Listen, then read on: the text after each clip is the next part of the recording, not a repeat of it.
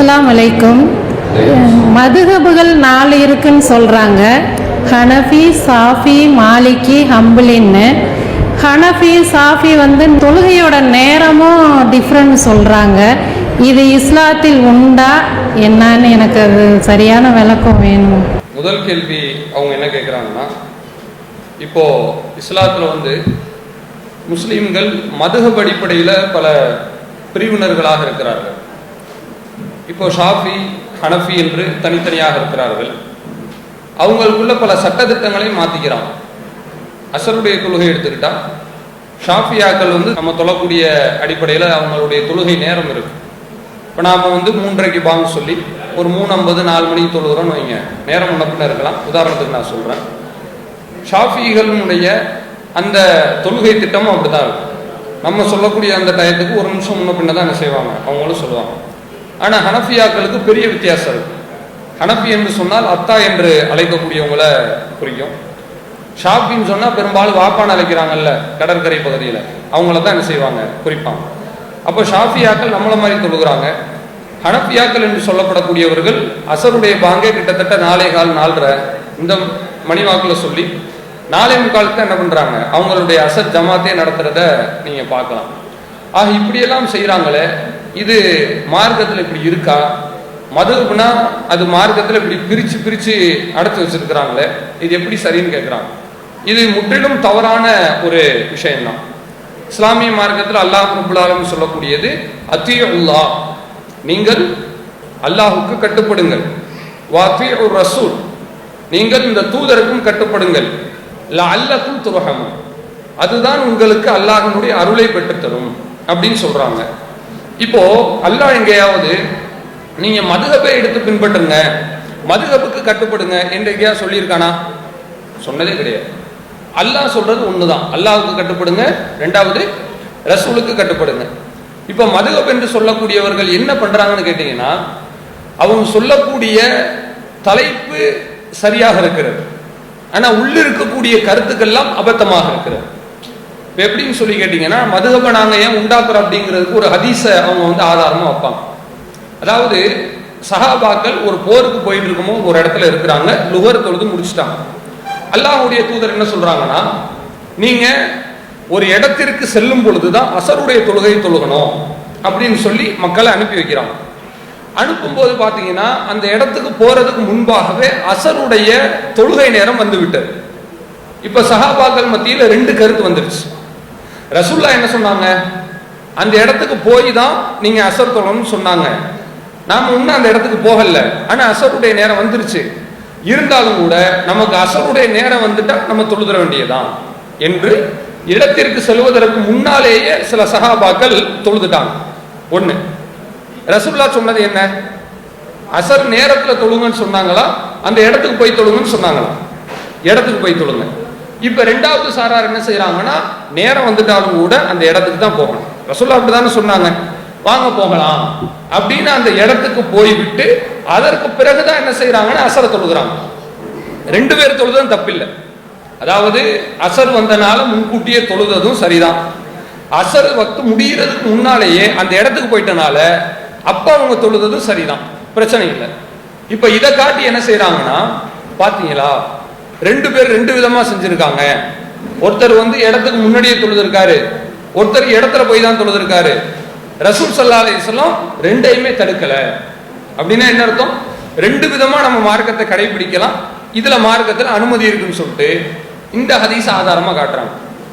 இப்ப நான் உங்கள்கிட்ட கேட்கிறேன், இந்த ஹதீஸ் இருக்குல்லங்க, இது மதுஹப் கூடும்ன்றது இதுல ஏதாவது ஆதாரம் இருக்கா சொல்லுங்க? 2 பேர் 2 விதமா தொழுதாங்க, மதுஹப் கூடும்ன்றதுக்காக இது ஆதாரம்? கூடாதுன்றதுக்கு தான் ஆதாரம். கூடாதுன்றதுக்கு ஏன் ஆதாரம் சொல்றேன்னா, நீ 2 விருப்பப்படி நடந்தாலும் யார் சொல்படி நடக்கணும்? ரசூலுல்லாஹ். மதுஹப் ரசூலுல்லாஹ் சொல்படியா இருக்கு? ஒண்ணுமே கிடையாது. அதே மாதிரி இன்னொரு ஹதீஸை இவங்க ஆதாரமா சொல்லுவாங்க. இதுல இன்னொரு ஒரு தப்பான ஒரு பாயிண்டை இவங்க விட்டு இருக்கிறாங்க, அதை நான் பின்னாடி சொல்றேன். இன்னொரு ஹதீஸ் என்னன்னு சொன்னா, 2 சஹாபாக்கள் ஒரு இடத்துல பயணம் போய்கிட்டு இருக்கிறாங்க. இவங்க போகும்போது தொழுகையினுடைய நேரம் வந்துருச்சு, தண்ணீர் இல்லை. தண்ணீர் இல்லாதப்ப என்ன பண்றாங்க, ஒருத்தர் என்ன பண்றாருன்னா, நேரம் வந்துடுச்சு, தண்ணி இல்லைன்னா தயமும் செஞ்சு தொழுகிறத ரசூலுல்லாஹ் நமக்கு கற்று தந்திருக்கிறாங்க அதனால நாமும் தயமும் செய்யலாம்னு சொல்லி 2 பேருமே தயமும் செஞ்சு அந்த தொழுகையை தொழுது முடிச்சுட்டாங்க. முடிஞ்சு போச்சு. வக்து முடியல, ஜமாத் முடிஞ்சிருச்சு. இப்ப அந்த வக்துக்குள்ளாகவே வேறு ஒரு பகுதிக்கு அவங்க பயணம் பண்ணி போய்கிட்டு இருக்கிறாங்க. தண்ணி கிடைச்சிருச்சு, வக்து முடியல. இப்போ ஒரு சஹாபி என்ன செய்யறாரு தெரியுமா? சரி, வக்து தான் இருக்க, நாம தண்ணியும் கிடைச்சிருச்சு, தண்ணியில ஒளி செஞ்சு அந்த தொழுகை இன்னொரு தடவை தொழுதுக்கலாம். நாம தயமும் ஏன் பண்ணன்னு சொன்னா தண்ணி இல்லைன்ட்டு தான். இப்ப தண்ணி கிடைச்சிருச்சு, அப்போ ஒளி செஞ்சு தொழுதுக்கலாம் அப்படின்னு அவங்க என்ன செய்யறாங்க, ஒரு சஹாபி தொழுகையை நிறைவேற்றாங்க. இன்னொரு சஹாபி என்ன செய்யறாரு தெரியுமா? தண்ணி கிடைச்சிட்டாலும் நம்ம தொழுதுட்டோமா இல்லையா? ஃபர்லுங்கிறது என்னதுங்க? உங்களுக்கு கடமை. தொழுதுட்டா கடன் நீங்கி விட்டது, மறுபடியும் ஏன் தொழணும் என்று அவர் தொழாமல் இருக்கிறார். இப்ப 2 விதமா மாறிடுச்சு. தண்ணி கிடைச்சனால ஒருத்தர் ஒளி செஞ்சு தொழுகிறாரு, இன்னொரு சஹாபி ஒளி செய்யவும் இல்லை, தொழவும் இல்லை. 2 பேருமே ரசூலுல்லாஹ்ட்ட வந்து நாங்க இப்படி பண்ணோம்னு தகவலை சொல்லும் போது, அப்ப அல்லாஹ்வுடைய தூதர் என்ன சொல்றாங்கன்னா, அசபுத்த, அந்த ஒரு தடவை தொழுதார் இல்லையா, அவரை பார்த்து சொல்றாங்க, நீங்க சரியா செஞ்சிருக்கீங்க, தொழுகை நிறைவேற்றிட்டீங்க, ஓகே, பிரச்சனை இல்லை. 2 தடவை தொழுதார் இல்லையா, அவரை பார்த்து ரசூலுல்லாஹ் சொல்றாங்க, லக்கல் அஜ்ரு மர்ரத்தை, உனக்கு 2 மடங்கு கூலி இருக்கிறது. ஒரு தடவை தொழுதவர் மார்க்கத்தை கடைபிடித்து விட்டார், 2 தடவை தொழுதவர் ரெட்டை கூலிக்கு சொந்தக்காரரா மாறிட்டார். இப்ப 2 விதமா செய்யறதை ரசூலுல்லாஹ் வந்து அனுமதிக்க தானே செஞ்சிருக்காங்க. இப்ப ஏன் நீங்க மதுஹப அனுமதிக்க மாட்டீங்கன்னு கேட்கிறாங்க. இது எவ்வளவு முட்டாள்தனமான வாதம் நீங்க யோசிச்சு பாருங்களேன். 2 பேரும் செஞ்சாங்க இல்லைங்க, 2 பேரும் அவங்க விருப்பப்படி செஞ்சாங்களா, யாரும் திணிக்கப்பட்டு செஞ்சாங்களா? தண்ணி கிடைச்சவனே ஒருத்தர் தொழுதாரு, அவருக்கு யாரோ உட்கார வச்சு பயான் பண்ணாங்களா, நீ தண்ணி கிடைச்சாதான் தொழுகணும், தண்ணி கிடைச்சாலும் கிடைக்காட்டா நீ தொழுதே ஆகணும், நீங்க வந்து ஒரு தடவை தொழுதீங்கல்ல டைமும் பண்ணி, நீங்க தண்ணி கிடைச்சாலும் தொழக்கூடாது அப்படி சொன்னாங்களா? விருப்பப்படி அவர் தொழாமல் இருந்தார்.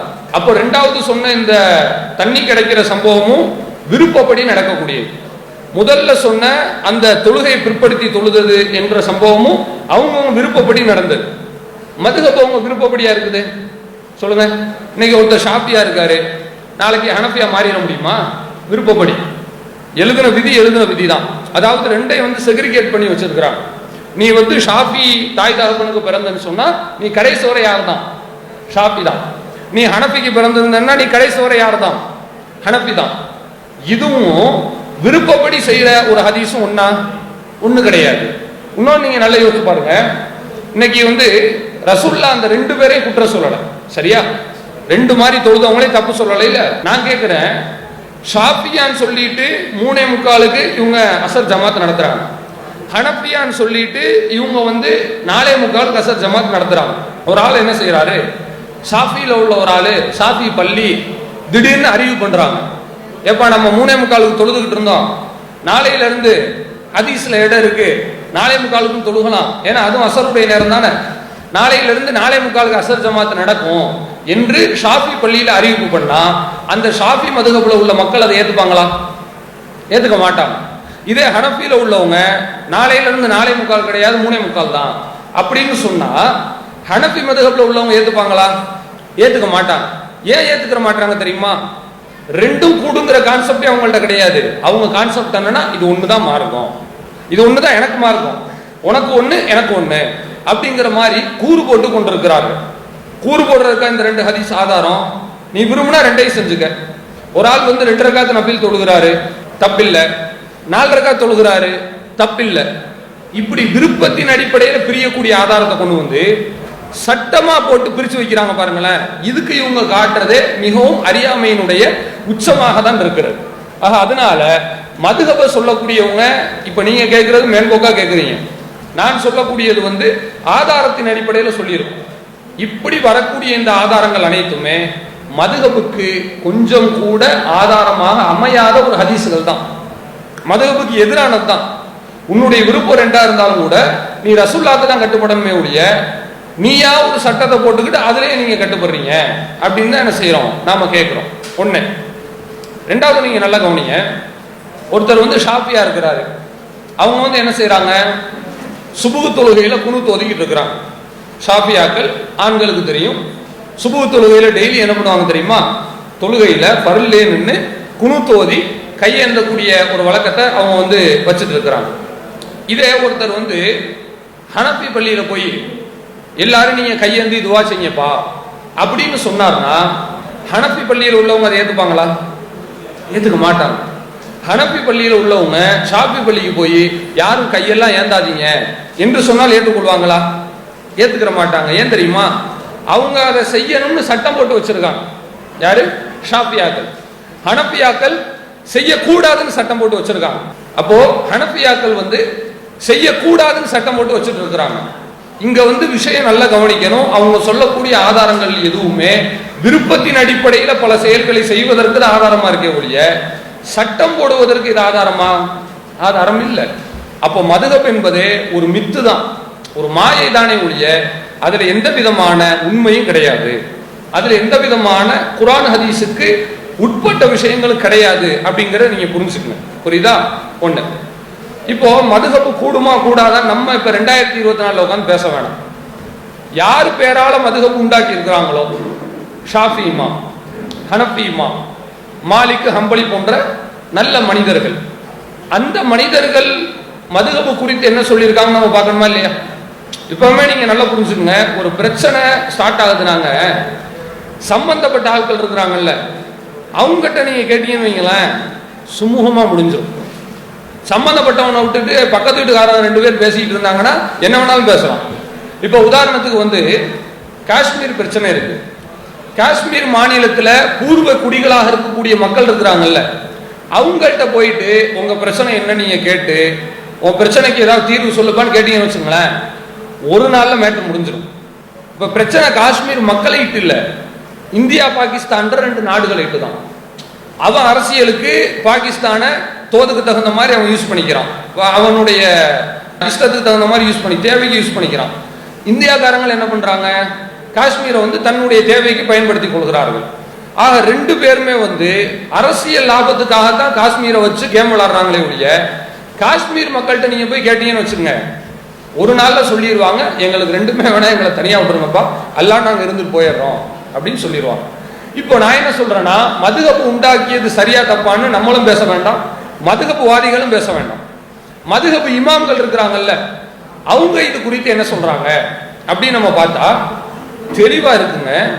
அதாவது இதா சஹல் ஹதீஸ், ஒரு ஹதீஸ் சஹீஹாகிவிட்டால், சஹீஹாகிவிட்டால்னா என்னது? ஒரு ஹதீஸ் இது ரசூலுல்லாஹ்ட்ட இருந்து உள்ளதுதான் அப்படின்னு உங்களுக்கு தெரிஞ்சிருச்சா, ஃபஹுவ மதுஹப், அந்த ஹதீஸ் தான் என்னுடைய மதுஹப். இத சொல்றது யாருங்க?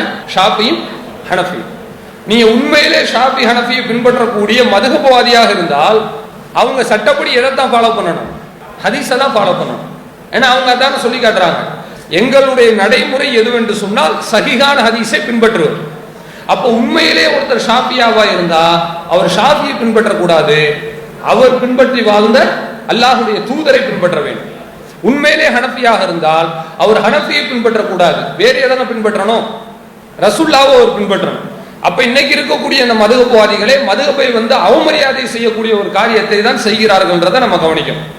இப்ப இன்னைக்கு நம்ம நாட்டுல அதிமுகன்னு சொல்லிட்டு அண்ணாவினுடைய பேரால கட்சி நடத்துறாங்க. இல்ல, நாங்க அம்மா வழியில் நடக்கிறோம், அண்ணா வழியில் நடக்கிறோம் சொல்லி தத்துவம் பேசுறாங்க.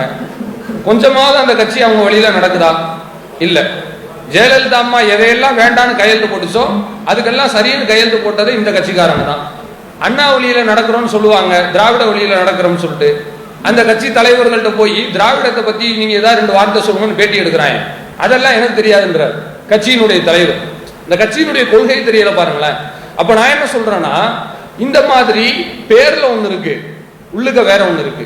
அது மாதிரி மதுஹப் என்பது இமாம்களினுடைய பெயரால் இவர்களுடைய சுய கருத்துக்களை திணிப்பதற்கான ஒரு சேஃப்டி கார்டா தான் பயன்படுத்துறாங்களே ஒழிய அந்த இமாம்கள் ஒரு பொழுதும் மதுஹப்பை நமக்கு கற்றுக் கொடுக்கவும் இல்லை, மதுஹப்பை ஆதரிக்கவும் இல்லை என்பதை நீங்க நல்லா தெரிஞ்சுக்கங்க. மதுஹப்வாதிகள் சொல்லக்கூடிய அனைத்துமே தவறான சட்டத்திட்டங்கள் தான். அவங்க வேற ஆதாரத்தை காட்டிட்டு இவங்க வேற சட்டத்தை எடுக்கிறாங்க. அதாவது விருப்பப்படி நடக்கிற ஆதாரத்தை காட்டினா, விருப்பப்படி ஒரு ஆள் தொழுதா தப்பு இல்லைங்க. ஒரு ஆள் 3:45 தொழுகிறாரு, நாளைக்கு நேரம் இல்ல 4:30 தொழுகிறாரு, 2மே அசருடைய நேரம் தானே, இப்படி தொழுதா தப்பு இல்ல. விருப்பப்படிலாம் நீ தொழக்கூடாது, நீ கண்டிப்பா 3:45 தான் தொழுதாகணும். இப்படி கம்பல்சன் பண்றதுக்கு மார்க்கத்தில் ஏதாவது ஆதாரம் இருக்கா? யாருக்குமே ஆதாரம் கிடையாது. அப்போ மதுஹப் டோட்டலி அவங்க கொலாப்ஸ் ஆகி தான் இருக்கிறாங்க. ஒரு குழப்பத்தில் தான், ஒரு சீர்நிலையற்ற தன்மையில தான், ஒரு ஸ்டெபிலிட்டி இல்லாம தான் அவங்க இருக்கிறாங்கன்றதை நீங்க புரிஞ்சுக்கங்க. மதுஹப் இப்படி பிரிச்சு வைக்கிறாங்கல்ல, கண்டிப்பா தப்பு தான். ஒரு பாக்ஸ் மாதிரி போட்டு அடைச்சு வச்சிடறாங்க.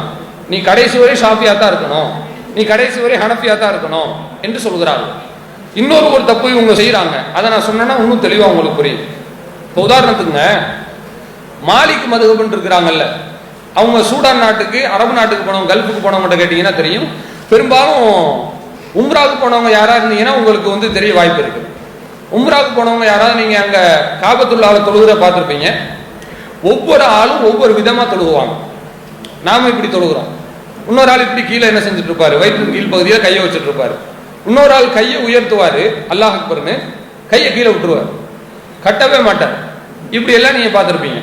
இப்படி பிரிச்சு பிரிச்சு தொழுகிற காரணமே மதுஹப் தான். ரசூலுல்லாஹ் என்ன சொன்னாங்க? சல்லு கமா ரைத்துமூனி உஸல்லி. நான் எப்படி தொழுததை நீங்க பார்த்தீங்களோ அதே மாதிரி தான் நீங்கள் என்ன செய்யணும், தொழுகையை அமைத்துக் கொள்ள வேண்டும். இப்போ மதுஹப் அடிப்படையில் போகும்போது பார்ஷியாலிட்டி வந்துடும், பாரபட்சம் வந்துடும். உதாரணத்துக்கு இந்த கையை தூக்கிட்டு கீழே போடுறாங்கன்னு சொன்னேன்ல, இது வந்து மாலிக் மதுஹப்ல அடக்கம். இவங்க என்ன சொல்றாங்க, அல்லாஹ்வுடைய தூதர் தக்பீர் கட்டும் போது கைகளை உயர்த்தினார்கள் அப்படின்னு ஒரு ஹதீஸ் இருக்கு. இந்த ஹதீஸை மாலிக் இமாம் அறிவிக்கிறார்னு வச்சுக்கோங்க. அவருக்கு அந்த விஷயம் தெரிஞ்சது, அவர் அதை அறிவிச்சிட்டார். ரசூலுல்லாஹ் கையை உயர்த்திட்டு அடுத்து என்ன பண்ணாங்க, கையை உயர்த்துறாங்கல்ல, அடுத்து என்ன பண்ணாங்க, நெஞ்சின் மீது கைகளை கட்டினார்கள். இந்த ஹதீஸை வந்து அஹ்மத் இமாம் அறிவிக்கிறார். இப்போ மாலிக் மதுஹபை சார்ந்தவங்க என்ன சொல்றாங்கன்னா, எங்க இமாம் சொன்னது கையை உயர்த்தின மட்டும்தான், அதனால நாங்க என்ன மட்டும்தான் செய்வோம், அல்லான்னு கையை உயர்த்துவோம், கட்டாம கீழே விட்டுருவோம். ஏன்னா எங்க இமாம் சொல்லல. எப்படி வந்து ஒரு மனப்பிறழ்வுக்கு அவங்க ஆளாகிறாங்கன்னு பாருங்களேன். தெளிவா ஹதீஸ் இருக்கு கையை கட்டினாங்கன்னு சொல்லிட்டு இவங்க என்ன பாக்குறாங்கன்னா, எங்க இமாம சொல்ல சொல்லுங்க. அப்ப இது ஹதீஸுக்கு கட்டுப்படுறாங்களா, இமாமு கட்டுப்படுறாங்களா? தெளிவா தெரியுது, அப்பட்டமா தெரியுது, இமாமுக்கு தான் கட்டுப்படு. இமாமுக்கு கட்டுப்படல, இமாம் கட்டுப்படுங்கன்னு சொல்லல, இமாமுடைய பேரால உருவாக்கப்பட்ட ஒரு ஐடியாலஜிக்கு கட்டுப்படுகிறார்கள். ஒரு பொய்க்கு இவர்கள் கட்டுப்படுகிறார்கள், ஒரு அபாண்டத்திற்கு இவர்கள் கட்டுப்படுகிறார்கள். அப்போ தெளிவா தெரிகிறது, ஹதீஸ் இருந்தும் நாங்க இமாம் சொன்னாதான் கேட்போம்னு சொன்னா இவங்க வந்து ஹதீஸை ஃபாலோ பண்ணவில்லை, இமாமையும் ஃபாலோ பண்ணவில்லை, இவர்கள் வேறு ஏதோ மாயையில விழுந்து கிடக்கிறார்கள் என்பதை நாம என்ன செய்யறோம், தெரிஞ்சுக்கிற முடியுது. எனவே மதுஹப் என்பது ஒட்டுமொத்தமாக இஸ்லாத்தினுடைய அடிப்படையில் இருந்து பிறண்டு நடக்கக்கூடிய ஒரு சித்தாந்தம். தொழுகை நேரங்களை பிரித்து பிரித்து இந்த நேரத்துல தான் நீ வைக்கணும், இந்த நேரத்துல தான் நீ வைக்கணும் என்று பிரித்துக் கொள்வது அவர்கள் சொல்லக்கூடிய ஆதாரத்திலையும் பொருந்தாது. அப்படி ஒரு சட்டமும் கிடையாது. மதுஹப் என்பது முழுக்க முழுக்க ஒரு மித்து தான், ஒரு மாயை தானே ஒழிய அது மார்க்கத்தில் சரியானது கிடையாது. அப்படி ஒரு வழிமுறையில் ஒரு மனிதன் நடந்தானே ஆனால் அவன் நாளை மறுமையிலே சொர்க்கம் செல்வதற்கு வாய்ப்புகள் மிகவும் அரிதாகி போய்விடும் என்பதை அவர்களுடைய கேள்விக்கு நம்ம பதிலா சொல்லிக்கிறோம். அல்லாஹு அக்பர், அல்லாஹு அக்பர்.